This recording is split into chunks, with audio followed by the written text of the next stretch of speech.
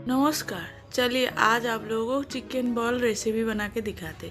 लहसुन, हरी मिर्च, अदरक, शिमला मिर्च, गाजर और प्याज काट के रखे थे। अब इसको चिकन को ना नमक डाल के छोटा छोटा पीस करके रखिए। फिर ये कॉर्नफ्लावर, अंडा फेंट के उसमें लाल मिर्च पाउडर, हल्दी पाउडर, नमक दे के घोल बनाया।